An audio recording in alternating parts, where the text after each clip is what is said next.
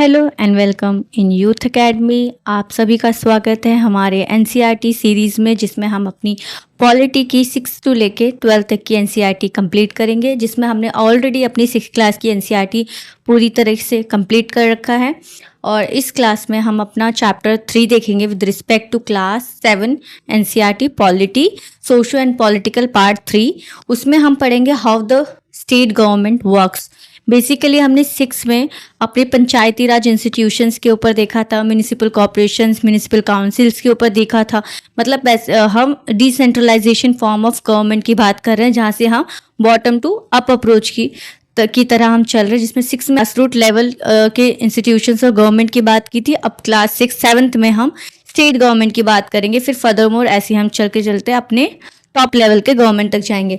तो इसमें हमारा तो how the state government works में हम इसमें सारे गवर्नमेंट की वर्किंग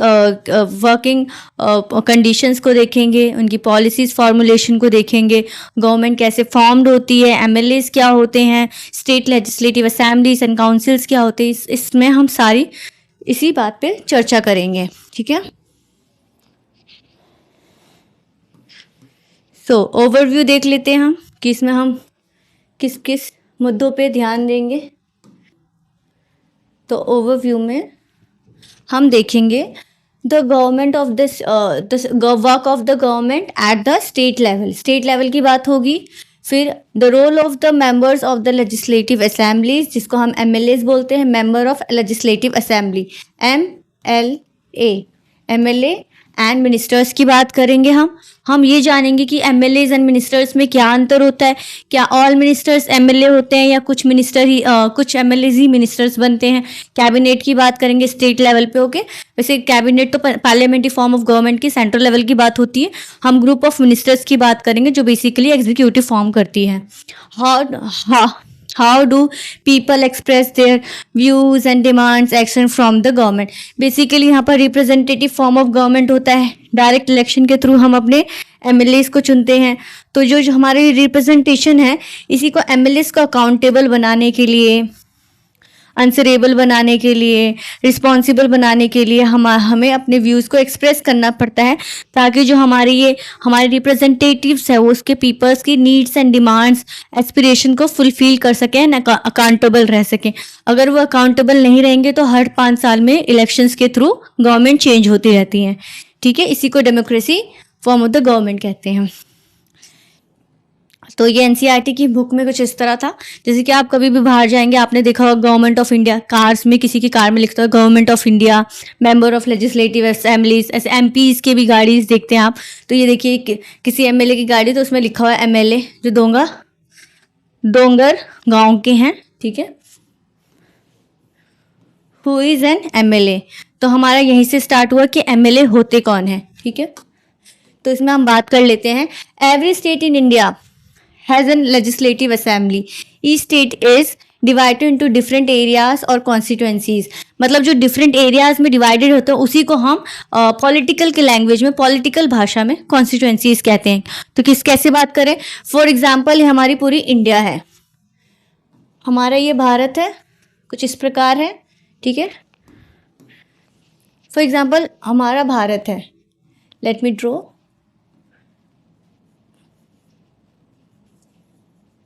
ये हमारा भारत है। तो इस भारत में हमें पता है स्टेट्स प्लस यूटीज़ में हमारा पूरा ये कंट्री डिवाइडेड है। और हम स्टेट्स एंड यूटीज़ की बात करें, फिर स्टेट एंड यूटीज़, अगर हम फॉर एग्जांपल बात करें तमिलनाडु, कर्नाटका, केरला, कर्नाटका, फिर यहाँ पर तेलंगाना, आंध्र प्रदेश, मध्य प्रदेश मतलब महाराष्ट्र, से सब डिवाइडेड है। अगर वहीं हम हिमाचल प्रदेश, उत्तराखंड, ये भी तो एक स्टेट है। अगर हिमाचल प्रदेश की हम एग्जाम्पल लें, बेसिकली जो एक स्टेट है, अगर हम हिमाचल प्रदेश को देखें या फॉर एग्जांपल हम एमपी को देख लेते हैं, तो एमपी का मैप कुछ इस प्रकार है इंडिया के मैप में। तो ये जो एमपी है, जो कि ये हमारा स्टेट है, इसी पूरे मध्य प्रदेश को हम डिवाइड करेंगे। ये मध्य प्रदेश का मैप है हमारे। फॉर एग्जाम्पल हमने मध्य प्रदेश को डिवाइड कर दिया। जो ये डिवीजन के बाद जो हमारे एक पर्टिकुलर एरियाज निकले, जैसे एरिया 1, एरिया 2, एरिया 3, यही बेसिकली जो एरिया का डिवीजन होता है पॉपुलेशन के हिसाब से, उसी को पॉलिटिकल लैंग्वेज में हम कॉन्स्टिट्यूएंसीज कहते हैं। तो हर ये जितने भी मैंने डिविजन्स किए हैं, ये मैंने एग्जाम्पल लिया है, ठीक है, 13, ठीक है, 13 एरियाज में मैंने इसको सब डिवाइडेड कर दिया। तो ये 13 एरिया से क्या बनेंगे हमारे 13 कॉन्स्टिट्यूएंसीज। एरियाज को ही हम कॉन्स्टिट्यूएंसीज कह रहे हैं, जो डिवाइडेड एरियाज हैं, जो स्टेट को हमने फर्दर डिवाइडेड किया है उसी में कॉन्स्टिट्यूएंसीज बनेंगी। अब इस 13 कॉन्स्टिट्यूएंसीज है तो इसका मतलब हमारे 13 एमएलएज बनेंगे मध्य प्रदेश से। जितनी कॉन्स्टिट्यूएंसीज होती है उतने एमएलएज चुने जाते हैं, हर एक कॉन्स्टिट्यूएंसी से एक एमएलए का चुनाव होता है। और ये जो हमारे एमएलए बनते हैं वो पॉपुलेशन के हिसाब से बनते हैं, ठीक है। For example look at the map below. Basically यहाँ पर हमारा मैप था हिमाचल प्रदेश का। Show that the state of the Himachal Pradesh is divided into 68 assemblies constituencies. तो फॉर एग्जाम्पल हमारा हिमाचल प्रदेश है, ये 68 एरियाज में ऐसे करके डिवाइडेड है, ठीक है। जो डिलिमिटेशन कमीशंस होते हैं, ठीक है, वो बेसिकली इस एरिया को डिवाइड करते हैं। हम डिलिमिटेशन कमीशंस के ऊपर फर्दर डिटेल एक्सप्लेनेशन पढ़ेंगे। पहले देख लेते हैं डिलिमिटेशन कमीशन है वही इस एरिया पूरे स्टेट को कॉन्स्टिट्यूएंसीज में डिवाइड करते हैं। तो उसमें हमारे हिमाचल प्रदेश का एरिया के बारे में दिया गया जिसमें 68 असेंबलीज कॉन्स्टिट्यूएंसीज है। मतलब ये हिमाचल प्रदेश पूरा 68 हिस्सों में बटा हुआ है, ठीक है। और from each constituencies the people elect one representative who then become the member of the legislative assembly। तो देखिए हर एक एरिया से बहुत सारी पार्टीज का चुनाव होता है, जैसे कि बीजेपी हो गए हमारे, आप हो गए, द कांग्रेस हो गए, जनता पार्टी हो गई यूनाइटेड, ठीक है। तो ये बहुत पॉलिटिकल पार्टीज है, ठीक है। For example in political parties में से हर एक मेंबर हर एक एरिया के लिए चुनाव करेगा। तो हम बेसिकली हम पॉलिटिकल पार्टी के हिसाब से एमएलए चुनते हैं। एमएलए के हम कोई एक इंडिविजुअल आइडेंटिटी के हिसाब से नहीं चुनते। साथ ही साथ इंडिपेंडेंट मेंबर्स भी चुनाव लड़ते हैं जो किसी भी पॉलिटिकल पार्टी को बिलोंग नहीं करते हैं, ठीक है। तो फॉर एग्जांपल इसने X% ऑफ सीट ली, इन्होंने X% ऑफ सीट ली।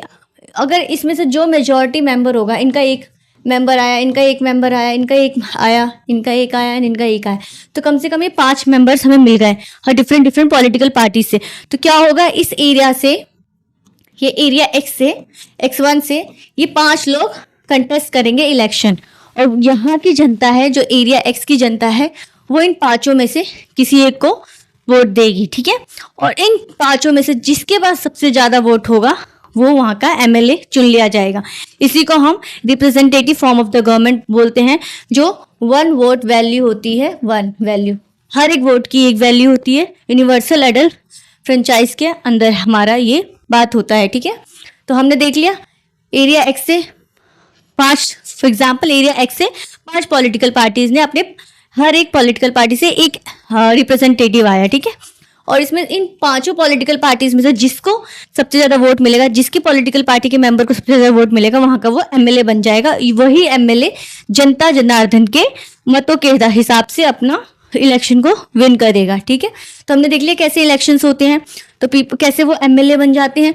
तो यहाँ से हमारे 68 एमएलए निकलेंगे ऐसे करके, क्योंकि 68 एरियाज में डिवाइडेड है, हर एक एरिया से एक एमएलए आएगा। तो अगर 68 एरियाज है तो 68 एमएलए, फिर ये 68 एमएलए टोटल इसी हिसाब से चुने जाएंगे, ठीक है। The people stand for election in the name of the different parties। सी जैसे मैंने पार्टी X, जो कि फॉर एग्जांपल देख लेते हैं, बीजेपी की पार्टी है, आपकी पार्टी है, और कांग्रेस की है, जनता पार्टी है, ऐसी शिवसेना की है, रीजनल पार्टीज भी होती हैं, इंडिपेंडेंट मेंबर्स भी होते हैं। तो डिफरेंट पार्टीज के नेम के आधार पे पीपल स्टैंड करते हैं इलेक्शंस को, ठीक है। These MLAs therefore belong to different political parties।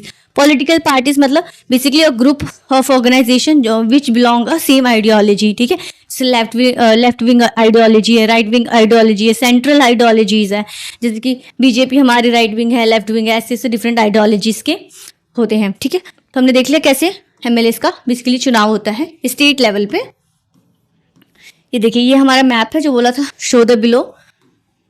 ये देखिए हमारा हिमाचल प्रदेश है, इस हिमाचल प्रदेश को 68 कॉन्स्टिट्यूएंसीज में डिवाइडेड है।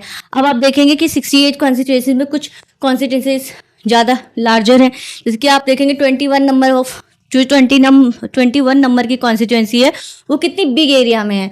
वहीं हम देखें जो 4 नंबर की कॉन्स्टिट्यूएंसीज है, 7 नंबर की कॉन्स्टिट्यूएंसीज है, कितनी स्मॉल एरियाज में। तो बेसिकली ये एरिया के हिसाब से डिवीजन नहीं हो रहा है, इस एरिया में कितने पॉपुलेशन रह रहे हैं उसके हिसाब से ये डिवीजन होता है कॉन्स्टिट्यूएंसीज का। तो पॉपुलेशन जैसे कि हिमाचल प्रदेश आपको पता है हिली एरिया है, बहुत ही ज़्यादा टेरेन एरियाज़ हैं वहाँ पर। जो हिली एरियाज़ में वैसे भी वहाँ पर पॉपुलेशन ज़्यादा रहती नहीं है, वहाँ पर घर बहुत दूर दूर बने जाते हैं। वहीं पर जो हमारे छोटे एरियाज़ दिख रहे हैं वो कंजस्टेड एरियाज़ होते हैं। फॉर एग्जांपल ये रूरल एरिया की बात हो रही होगी, ये सारे हमारे रूरल एरियाज़ होंगे। वहीं जो हमारी ये इतनी भीड़ लगी हुई है ये अर्बन एरियाज़ हो सकते हैं। और आपको पता है ये अर्बन एरियाज़ में जो पॉपुलेशन डेंसिटी है वो कितनी हाई होती है, पर किलोमीटर में कितने सारे लोग वहीं पे रहते हैं। वहीं हिली एरियाज़ में बात करूँ तो पर किलोमीटर में कम से कम आपको 2 से 3 घर ही मिलेंगे। तो ये बेसिकली जो बिग एरिया है ना, इसका मतलब ये नहीं कि एरिया के हिसाब से हो रहा है, ये हिली एरियाज़ को बता रहे हैं। तो यहाँ पर कम पॉपुलेशन भी हो सकती है क्योंकि ये हिली एरियाज़ है। वहीं यहाँ पर हमारी अर्बन एरियाज़ हैं। आप दिल्ली, मुंबई, चेन्नई, बेंगलोर, कोलकाता की बात करें कितना कंजस्टेड एरिया है। वहीं आप बात करें बिहार में कितने इतना कंजस्टेड एरिया नहीं मिलेगा क्योंकि रूरल एरियाज़ हैं वहाँ पर, ठीक है। तो पॉपुलेशन के हिसाब से हमारी कॉन्स्टिट्यूएंसीज डिवाइडेड होती है, पॉपुलेशन के हिसाब से हमारे नंबर एमएलएस बने जाते हैं, ठीक है।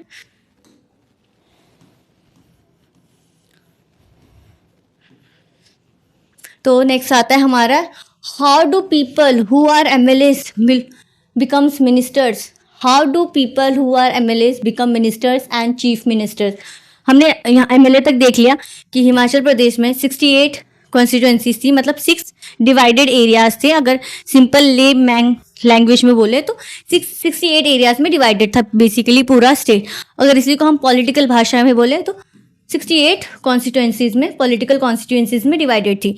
हमें पता था 68 एरियाज मतलब 68 एमएलए, क्योंकि हर एक एरिया को एक एमएलए रिप्रेजेंट कर रहा था। तो इसमें से इस 68 में से तो हमारी बात क्या हो रही है पहले देख लेते हैं। A political party whose MLAs have won more than half number of constituencies in a state can be said to be a majority. तो मेजॉरिटी की बात क्या हो रही है आपको पता है, democracy, first past the post system, first past the post system, ये हमारा बेसिकली डेमोक्रेसी का फाउंडेशन है। इसी आधार पे सारे इलेक्शंस होते हैं, सारे जो हमारे general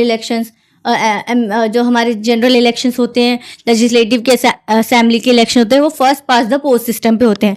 first past the post system का दूसरा नेम ही बोल सकते हैं मेजॉरिटी, मतलब जिसके पास दूसरों से ज़्यादा वोट होंगे वो जीत जाएगा। अगर वो वोट आपका एक भी ज़्यादा क्यों ना हो, जैसे हम गवर्नमेंट जॉब में जाने के लिए होल्ड लगाते हैं और फिर हम देखते हैं कट ऑफ कितनी आई है, तो कट ऑफ के हिसाब से जो कट ऑफ पार करेगा वो जीत जाएगा। लेकिन इसमें ऐसा नहीं है, यहाँ पर कोई कट ऑफ नहीं होता। हम इसमें कंपैरिजन करते हैं दूसरे कंटेस्टेड मेंबर से कि वो मेंबर कितना इलेक्शन में वोट लाए हैं और हमारा वोट कितना है। अगर हमारा एक वोट भी बाकी सबसे ज़्यादा होगा हम जीत जाएंगे, विन कर देंगे। तो इसमें सेम क्या, हिमाचल प्रदेश में 68 कॉन्स्टिट्यूएंसीज थी, तो हर एक कॉन्स्टिट्यूएंसी से डिफरेंट पॉलिटिकल पार्टीज ने कंटेस्ट किया होगा। फॉर एग्जांपल कॉन्स्टिट्यूएंसी एक्स से बीजेपी भी होगी, कांग्रेस भी होगी, जनता पार्टी भी होगी। फिर कॉन्स्टिट्यूएंसी 2 से फिर अगेन बीजेपी के कोई मेंबर होगा, कोई जनता पार्टी का होगा, कोई हमारा कांग्रेस से होगा, कोई आप से होगा। तो ऐसे करते करते 68 कॉन्स्टिट्यूएंसीज में ऐसे बहुत सारे बीजेपी के मेंबर्स होंगे, 68 मेंबर्स होंगे, देन आपके 68 मेंबर्स होंगे। इसमें से देखेंगे 68 में से जोन सा पॉलिटिकल पार्टी का मेंबर सबसे ज़्यादा 68 में से सीट लाएगा वो मेजॉरिटी में हो जाएगा, ठीक है। पहले हम सिंगल की बात कर रहे थे, हम पूरे एरिया की बात करें, पूरे स्टेट को लेके चल रहे हैं जो 68 में से है, ठीक है। तो देखिए मेजॉरिटी का मतलब क्या होता है, हाफ, यहाँ पर बोला है ना, मोर than half number of constituencies. तो मतलब 50% प्लस 1 कोई परसेंट नहीं है, 1 इज टोटली 1, ठीक है। 50% प्लस 1 एग्जाम्पल टोटल सीट्स है हमारी 200। फॉर एग्जाम्पल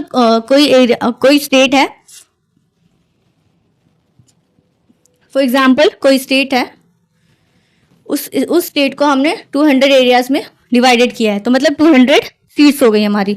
सीट्स मतलब बेसिकली कॉन्स्टिट्यूएंसीज हो गए। फिर जो हर एक एमएलए बनेगा उनको तो सीट मिलेगी ना बेसिकली, तो वो सीट हो गई। तो 200 सीट्स है। अब इस 200 सीट्स का मेजॉरिटी लेना है हमें। 200 में से मेजॉरिटी कितने को मानी जाएगी, तो मेजॉरिटी इज एट 101, क्योंकि 200 का 50% निकालेंगे तो 100 एंड ऐड करना है हमें 1, तो 100 प्लस 1 इज 101। अब लुक, जो भी पॉलिटिकल पार्टी उस एरिया 200 एरियाज में से 101 सीट्स गेन कर लेगी, वो मेजॉरिटी में होगी, और जो मेजॉरिटी में होगा उसी पॉलिटिकल पार्टी का लीडर सीएम बन जाएगा, चीफ मिनिस्टर बन जाएगा, ठीक है। The political party that has the majority is called ruling party and all other members are called oppositions. Himachal Pradesh का एक बार एग्जाम्पल फिर से लेते हैं। हिमाचल प्रदेश 68 एरियाज में डिवाइडेड है, ठीक है। अब फॉर एग्जाम्पल इसको हम 100 कर देते हैं फॉर द इजी कैलकुलेशन। यह फॉर एग्जाम्पल 100 में डिवाइडेड है। अब 100 का 50% निकाले, अब 50 हो जाएगा और उसमें +1 इज इक्वल टू 51, ठीक है। अभी 68 में फॉर एग्जाम्पल इसमें से 10 सीट्स 68 100 में से, फॉर एग्जाम्पल 100 में से जो आपको फॉर एग्जाम्पल बीजेपी को आपने 44 दिया, आपको आपने 56 दिया, फिर ऐसे करके पॉलिटिकल पार्टी X3 को आपने 60 दिया। तो बेसिकली इसमें देखेंगे कौन 51 का पार कर रहा है। अगर जो इसमें से सबसे ज़्यादा लेके आएगा वो जीत जाएगा, ठीक है, मतलब उनका गवर्नमेंट बन जाएगी। For example legislative assembly of the state of Himachal Pradesh 68 MLA constituencies, ठीक है, 68 MLA कॉन्स्टिट्यूएंसीज है। देखिए यहाँ पर हमें मैप मिल गया और इजी अंडरस्टैंडिंग हो जाएगी। The Bharatiya Janata party BJP with 44 MLAs had the majority and it's became the ruling party. हमने बात की जो मेजॉरिटी में होगा वो रूलिंग पार्टी बन जाएगा, और जो मेजॉरिटी में नहीं होगा other than ruling party is called opposition, ठीक है। तो for example result of the assembly election in Himachal Pradesh 2017 का एग्जाम्पल दिया हुआ है एनसीईआरटी में। देखते हैं पॉलिटिकल पार्टीज के नाम है यहाँ पर सारे, BJP, Indian National Congress, Marxist and the independent members who doesn't belong to any political party, ठीक है। और इसमें नंबर ऑफ MLAs देखते हैं, नंबर ऑफ MLAs इलेक्टेड। तो हमारे टोटल 68 है, 68 हिमाचल प्रदेश पूरा 68 एरियाज में डिवाइडेड था, हमने ये देख लिया एग्जाम्पल में। अब इसमें देखते हैं 68 में से कौन सी एरिया से कौन से पॉलिटिकल पार्टी के ज़्यादा लोग चुन के आए हैं, ठीक है। तो देखते हैं इसमें जैसे बीजेपी के 44 MLA चुन के आए हैं, तो मतलब 68 में से 44 एरिया में बीजेपी ने अपनी सीट हासिल की है।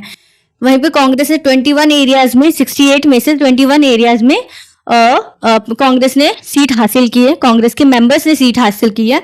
मार्क्सिस्ट ने 1 ली है, इंडिपेंडेंट मेंबर्स ने 2 ली है, ठीक है। अब इसमें हमने देखा था, अब इसमें से देखते हैं किसका सबसे ज्यादा है। मेजॉरिटी, पहले मेजॉरिटी देखेंगे। मेजॉरिटी तो वैसे 50% +1 था, 68 का 50% निकालेंगे +1 कर देंगे, ठीक है। इसमें देखिए 44 all the other MLAs become opposition in this case. The Indian National Congress was the major opposition party.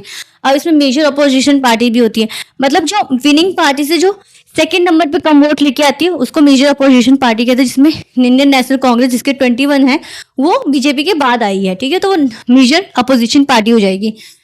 Among the opposition were other parties including those who had been elected as independent candidates. Like this, ये independent candidate who belong किया था।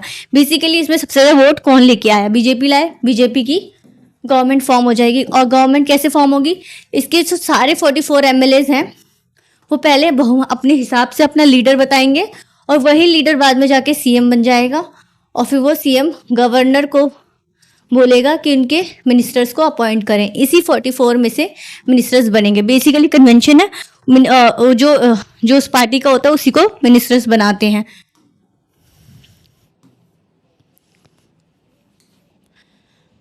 After the election, MLAs belong to the ruling party will elect their leader who will become chief minister. जो 44 BJP के seats लेके आए थे 44 MLAs, वो अपने पहले लीडर को बताएंगे, मतलब उस 44 में से ही कोई एक लीडर बनेगा, ठीक है, और वो लीडर जाके CM बन जाएगा।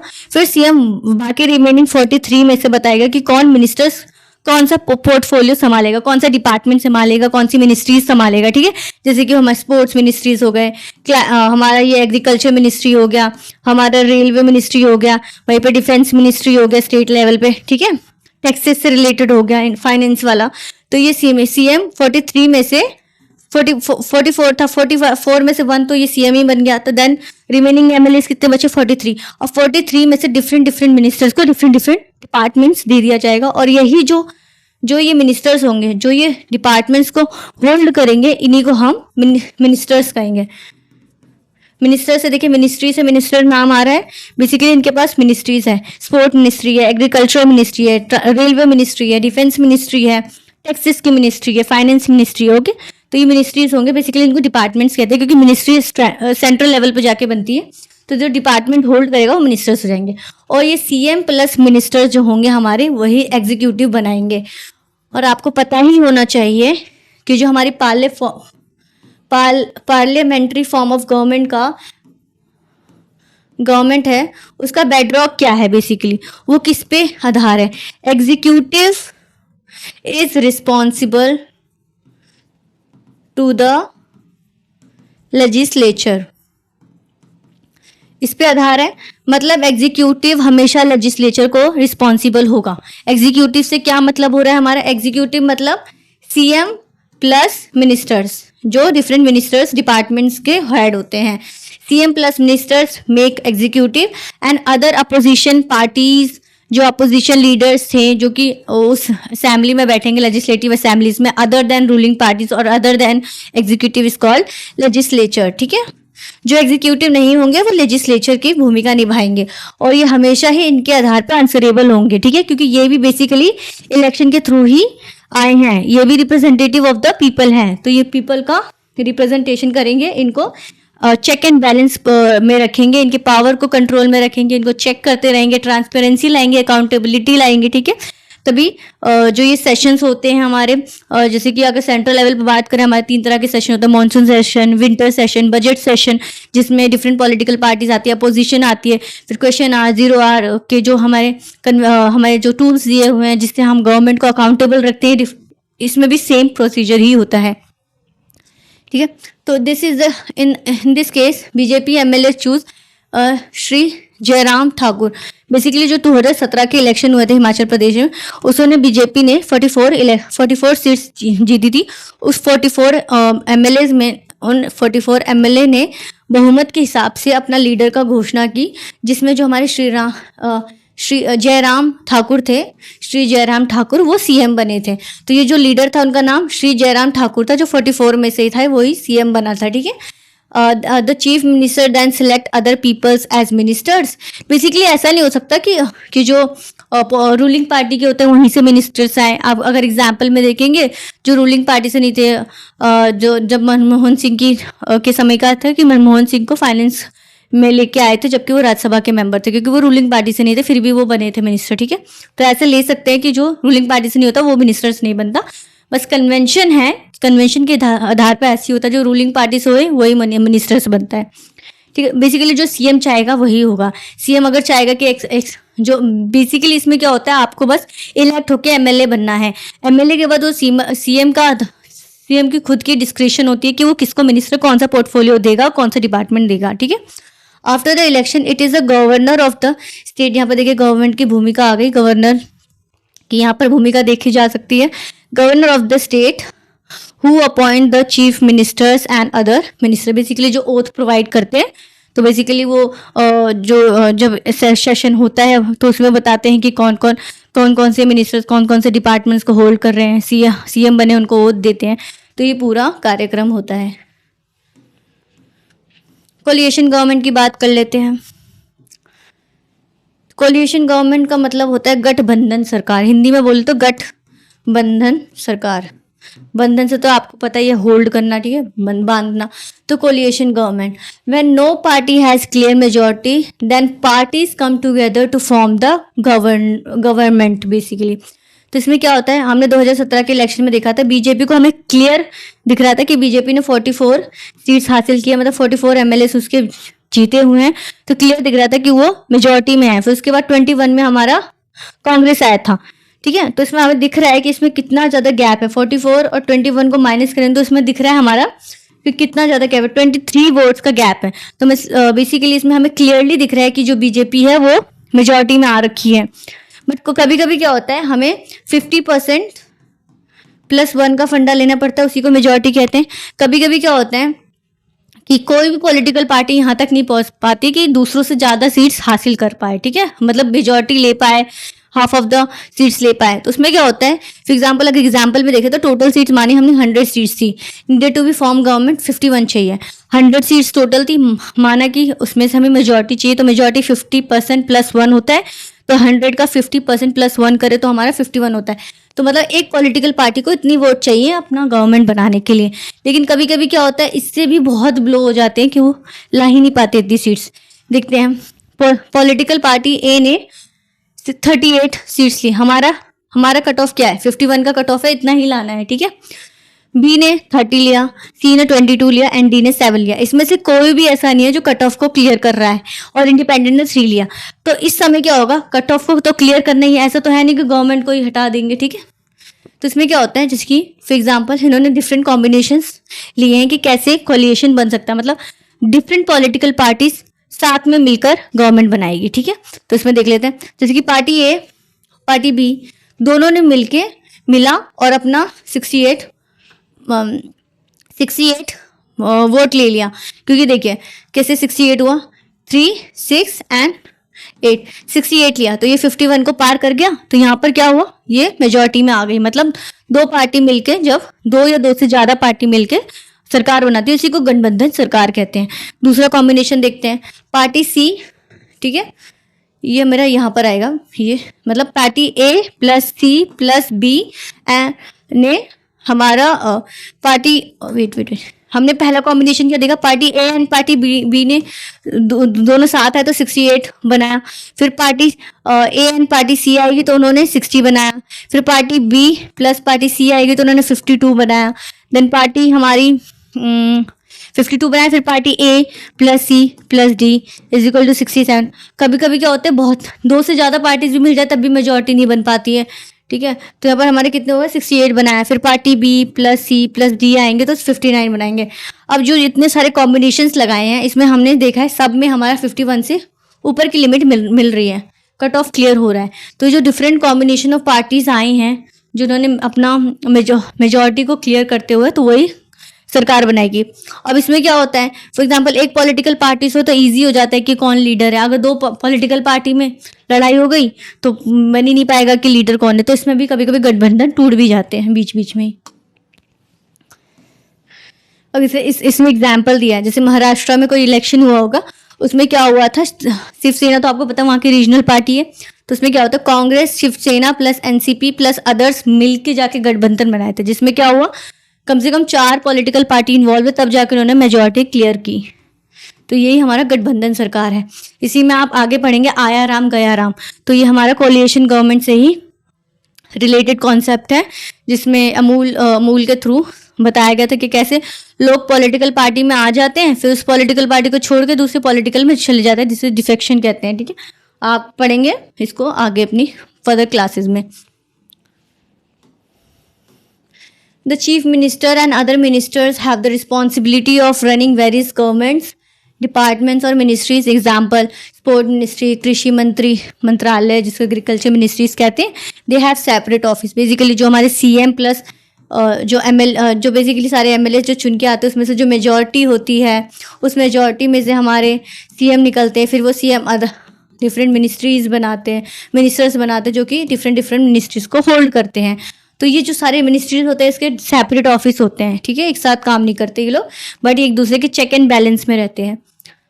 The legislative assembly is a place, legislative assembly is a place where all the MLAs is irrespective of ruling और अपोजिशन। यहाँ पर सारे एमएलएस होते हैं, क्योंकि मिनिस्टर्स भी एमएलए ही होते हैं, सीएम भी एमएलए ही होता है, क्योंकि पहले वो एमएलए बनते हैं तब जाके वो सीएम एंड मिनिस्टर्स बनते हैं, ठीक है। Whether from the ruling party or from the opposition meet, discuss various things. Hence MLAs have due responsibilities as of MLA and other as a ministers. तो बेसिकली ड्यूल रिस्पॉन्सिबिलिटी का concept आया यहाँ पर। Dual responsibility में क्या होता है, जैसे पहले वो एमएलए थे, अब वो एमएलए के साथ साथ क्या हो गए, साथ ही साथ वो मिनिस्टर्स भी हो गए। तो ये जो ड्यूल रिस्पॉन्सिबिलिटी आई है ना इनको, ये हमारी ड्यूल रिस्पॉन्सिबिलिटी का डायग्राम रिप्रेजेंट कर रहा है कि वो एमएलए भी और मिनिस्टर्स भी हैं, ठीक है। तो ये अपने एक दूसरे को कोऑर्डिनेट कर रहे हैं, ठीक है, कोरिलेट कर रहे हैं। तो यहीं पे हमारा अब पता चला कि कौन सारे मिनिस्टर्स एमएलए होते हैं, बट सारे एमएलए मिनिस्टर्स नहीं होते हैं। 68 एमएलए चुने थे हमारे हिमाचल प्रदेश में। ये मैं आपको सिलोजिज्म बता दूं जो मैंने बोला, 68 एमएलए बने थे, बट इस 68 एमएलए में से सिर्फ 44 बीजेपी की पार्टी आई थी, 44 मेजोरिटी में आई थी, उस 44 में से 1 तो सीएम बन गया हमारा, 43 बची, 43 में से भी जो इंपॉर्टेंट लीडर्स होते हैं उन्हीं को मिनिस्ट्रीज होल्ड करने को मिलती है, वही एग्जीक्यूटिव होते हैं, बाकी रिमेनिंग तो बाकी back to the normal MLAs बन जाते हैं, ठीक है। तो कुल मिला के हमारा ये जो मिनिस्टर्स प्लस एमएलएस जो दोनों की भूमिका निभाते हैं उसी को ड्यूल रिस्पॉन्सिबिलिटी कहा गया है।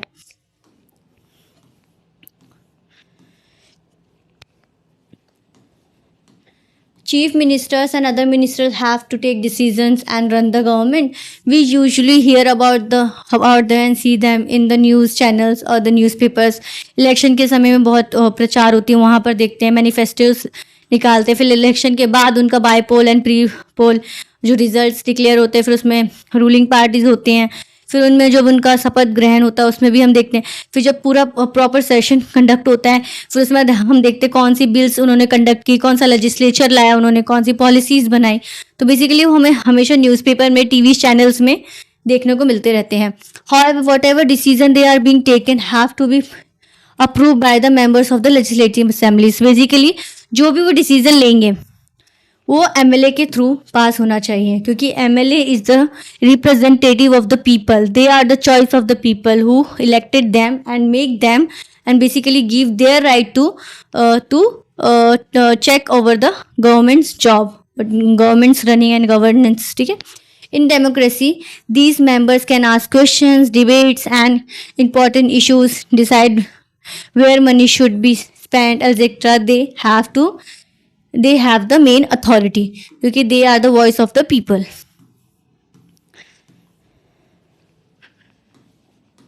Assembly meets from time to time, जिसी को हम सेशंस बोलते हैं। सेंट्रल लेवल पे उनके 3 सेशंस होते हैं यहाँ पर। बेसिकली कॉन्स्टिट्यूशन में तो इतना कहा गया कि हर मतलब 2 सेशन के बीच में 6 महीने से ज़्यादा का गैप नहीं होना चाहिए। तो उस हिसाब पे बता सकते हैं कि ये टाइम मिलते रहते हैं, ठीक है। Assemblies have debates like question hour, 0 hour, ये बेसिकली उनका टूल्स होते हैं एमएलएस को कि अकाउंटेबल कैसे रख सके, अकाउंटेबल, रिस्पॉन्सिबल, आंसरेबल कैसे रख सकते हैं गवर्नमेंट को, जो कि गवर्नमेंट कौन है हमारी, सीएम प्लस मिनिस्टर्स, ठीक है। एग्जीक्यूटिव इज गवर्नमेंट, तो उनको रिस्पॉन्सिबल रख सके थ्रू क्वेश्चन आवर, 0 आवर, जिसमें हमारे शॉर्ट नोटिस क्वेश्चन होते हैं, स्टार्ट क्वेश्चन होते हैं, अनस्टार्ट क्वेश्चन होते हैं, ठीक है। During this time, MLAs can express their opinions and ask questions related to the issues and give suggestions about what should be done and how the government should do their work. And the ministers then replies to the questions they ask. Basically, they try, जो legislature है वो executive के power को check करता है and उसको balance में रखता है। इसी को ट्रांसपेरेंसी कहा जाता है, ठीक है।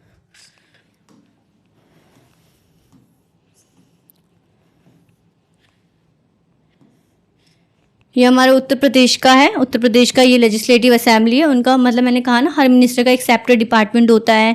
और ये जो असेंबलीज होते हैं ऐसे तो नहीं ये रोड साइड कंडक्ट होते हैं, इनका एक प्रॉपर बिल्डिंग होती है, ठीक है। बिल्डिंग ब्लॉक होता है जहाँ पर वो अपने डिसीजन को कंडक्ट करते हैं। जैसे अगर सेंट्रल लेवल पर बात करें तो पार्लियामेंट में डिसीजंस को कंडक्ट किया जाता है, जो भी बजट सेशंस या winter sessions, monsoon sessions conduct होते हैं। तो ये कम से कम 400 से ज़्यादा तो यहाँ पर एमएलएस दिख रहे हैं, क्योंकि आपको भी पता है यूपी की पॉपुलेशन बहुत ज़्यादा है, ठीक है। उस हिसाब से उसके एमएलएस भी है। प्रेस कॉन्फ्रेंस, तो यहाँ पर पूछा गया है ना कि पीपल कैसे अकाउंटेबल रहते हैं गवर्नमेंट के थ्रू, गवर्नमेंट कैसे पीपल के थ्रू अकाउंटेबल रहती है। तो एक तरह के प्रेस कॉन्फ्रेंस के थ्रू होता है ये सब, ठीक है। Legislative assembly is not the only place where opinions are express about the work of the government and action demanded.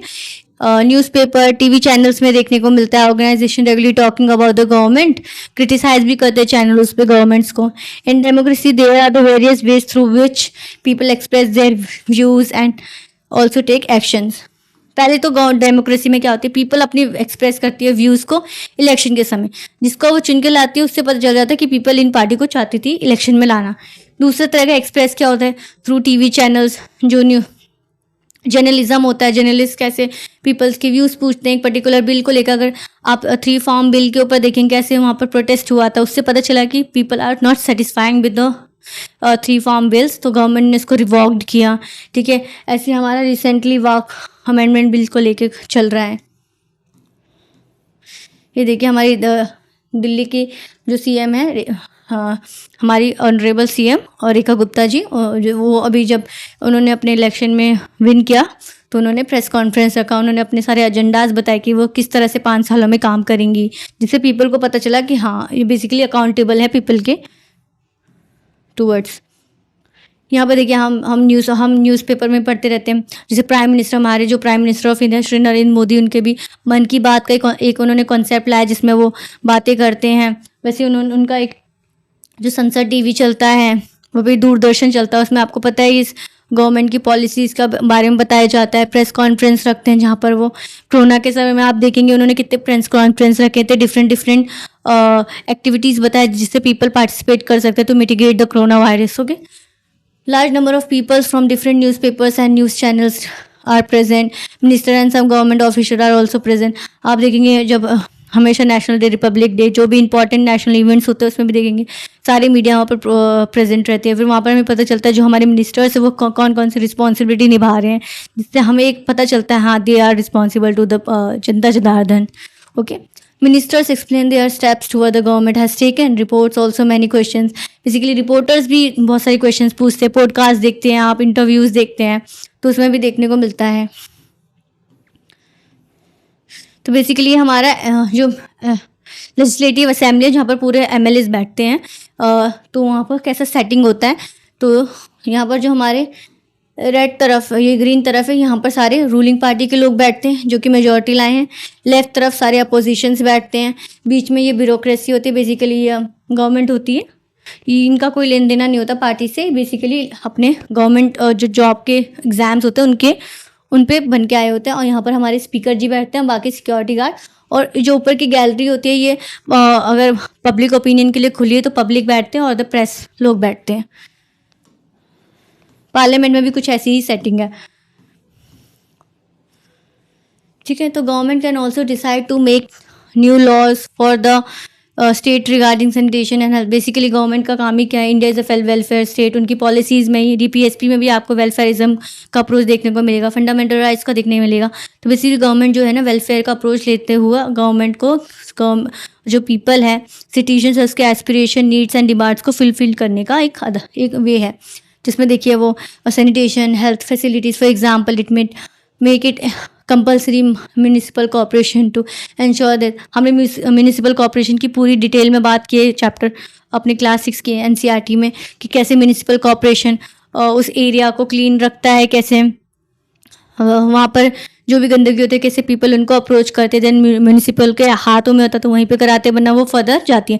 तो ये जो हम देख रहे हैं ना decentralisation form of the government है, कि कैसे ग्रास रूट लेवल तक गवर्नेंस, प्रॉपर गवर्नेंस प्रोवाइड करी जा सके। ठीक है, urban areas, it also ensure the health workers is appointed in every village. The act of the making laws on certain issues is done in the legislative assembly of the each state. The various government departments that implement these laws for the entire country are made in the parliament. जो national central level के जो laws होते हैं वो पूरे country में adopt किए जाते हैं, और जो एक पर्टिकुलर स्टेट के लॉज होते हैं जैसे कि एमपी के हैं, एचपी हिमाचल प्रदेश के हैं, उत्तराखंड के हैं, पंजाब के हैं, तो जो गवर्नमेंट लॉज होते हैं वो सिर्फ उसी स्टेट में एप्लीकेबल होते हैं, ये थ्रू आउट द कंट्री नहीं होते। फॉर एग्जांपल अगर आप गवर्नमेंट की बात करूं, आप जो जिसमें हमारे जो केजरीवाल जो एक्स सीएम थे, उन्होंने देखा होगा बस जो फीमेल्स के लिए बस की यात्रा निःशुल्क कर दी थी, जीरो कॉस्ट था। लेकिन अगर आप दिल्ली की टेरिटरी को जैसे क्रॉस करेंगे बस की यात्रा पे फेयर लगना स्टार्ट हो गया। तो मतलब ये जो उन्होंने वेलफेयर की पॉलिसी अपनाई टूवर्ड्स फीमेल विमेन, तो ये सिर्फ उस एरिया को ही सीमित था।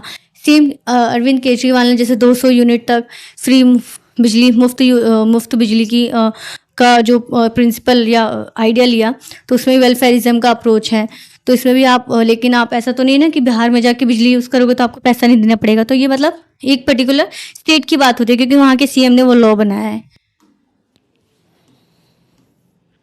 In democracy, it is the people who elect their representatives as member of the legislative assembly, MLAs, and then it is the people who have the main authority. The ruling party member then form the government, and some members are appointed as ministers. Okay, the ministers are in charge of various departments of the government. Whatever work is done by this department has to be approved by the ministerial and legislative assemblies.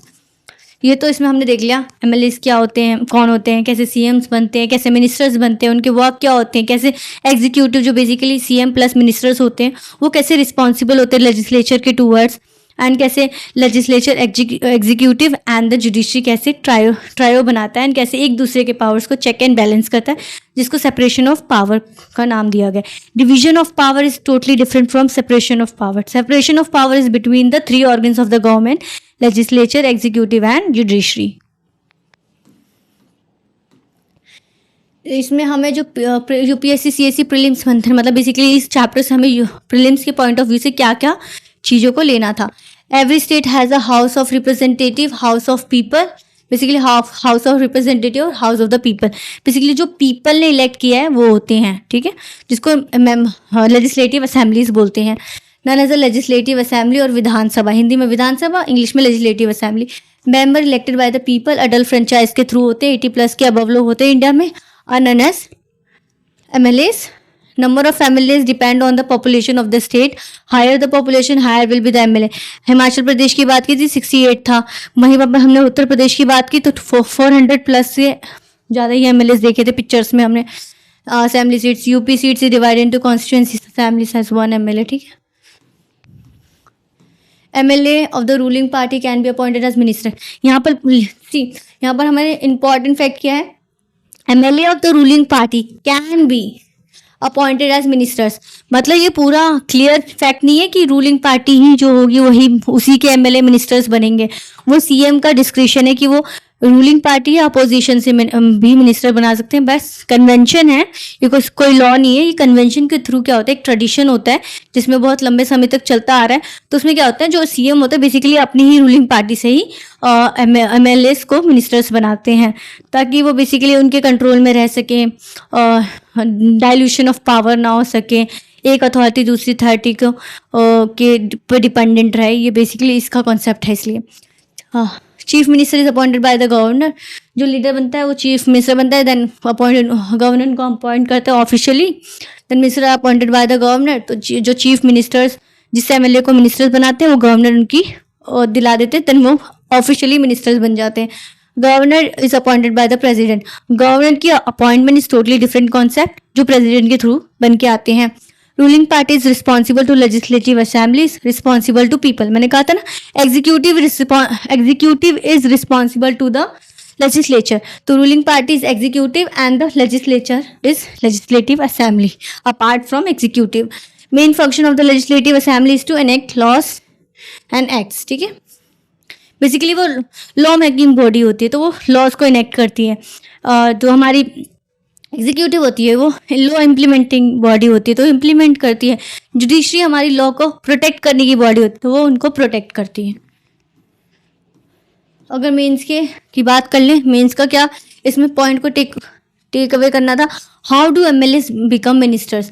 इसमें मैंने आपको पूरा फंडा बताया कि पहले constituency state होता है, एक पूरा स्टेट है। फॉर एग्जाम्पल ये स्टेट है, स्टेटेड कॉन्स्टिट्यूएंसीज में डिवाइडेड है। हिमाचल प्रदेश की बात करें और ये पूरा 68 में डिवाइडेड है। हर एक कॉन्स्टिट्यूएंसी से एक MLA बन के आएगा।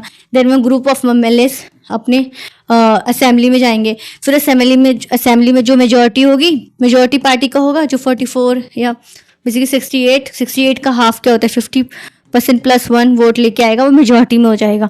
तो जो मेजोरिटी में होगा उसी की वही रूलिंग पार्टी हो जाएगा, और बाकी जो मेजोरिटी से कम सीट्स लाएंगे वो हमारे अपोजिशंस में हो जाएंगे, ठीक है। अगर बात करें यहाँ तक कि जो एक तो हमारा क्या होगा, एक मेजोरिटी में रहेगा जिसको हम क्या बोलेंगे, रूलिंग पार्टी, एंड एक हमारा होगा अपोजिशन में, जो भी ज़्यादा मेजोरिटी नहीं लाई होगी इसको अपोजिशन कहेंगे, ठीक है। एक सिंगल लार्जेस्ट अपोजिशन होती है, जो सिंगल लार्जेस्ट अपोजिशन वो होती है जो रूलिंग पार्टी से कम वोट लाई हो, बेसिकली सेकेंड नंबर पर आई हो, ठीक है। तो रूलिंग पार्टी हो गई। रूलिंग पार्टी में देन उसके CM बनते हैं, उनके लीडर्स पॉलिटिकल पार्टी के जो जिस पॉलिटिकल पार्टी के ज़्यादा सीट्स आते हैं उसी पॉलिटिकल पार्टी में से अपने CM को चुनते हैं। देन वो CM गवर्नर उनको अपॉइंट करता है। देन यही CM अपने MLAs में से जिसको मिनिस्टर्स बनाना चाहते हैं उनको गवर्नर के नेम दे देते हैं, एंड देन गवर्नर उनको ऑफिशियली अपॉइंट कर देते हैं। तो कैसे MLA मिनिस्टर्स बनते हैं, पूरा प्रोसेस है। तो पहले आपको बताना है कि MLA कौन होते हैं, ठीक है।